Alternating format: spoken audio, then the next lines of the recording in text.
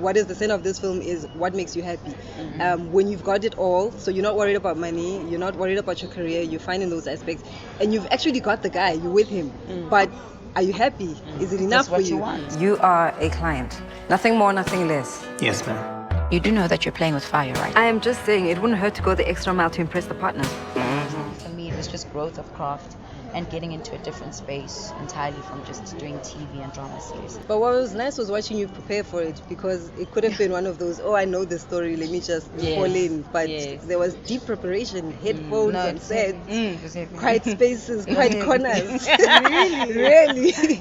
Yeah, so she didn't take it for granted. I think that was nice. Can you really on set? I mean, did she just arrive with like 50 people and just shut it down? No, she didn't. She just came with herself. Came to work. And we worked and we hung out and it was great, I mean, we've had South African novels turned into films, but what was particularly special for me about this one is that it's a novel written by a black woman. And then also the writing team happened to be black women. That's not common. You may get a head writer here and there, but to have a team of black women write a story for black women was refreshing.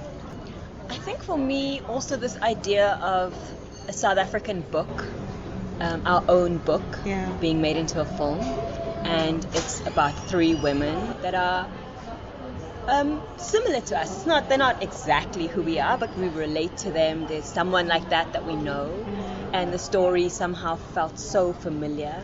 That idea of female friendships and relationships and living in Johannesburg and all of that stuff. It was really meeting your girlfriends more than just going to work every day. And also script-wise, I think it helped that we got along so well, because things that we felt could be added into the script just based on how we were relating to each other. We agreed on those, so it wasn't, there was no ego around what should happen story-wise for who. It was always collaborative. And even in each other's scenes, you'd be like, so I was reading your scene. And I'm not happy. I feel like... So we looked out for each other in that way. Guys were fun. Guys were hardly there. There were visitors in our house. They were visitors. Like it was a girls' dormitory. It was They girls' must town. play the love interest. So we watched them. Yeah. So they knew exactly it's our turn. Yeah, like they be knew. nice, tiptoe around us.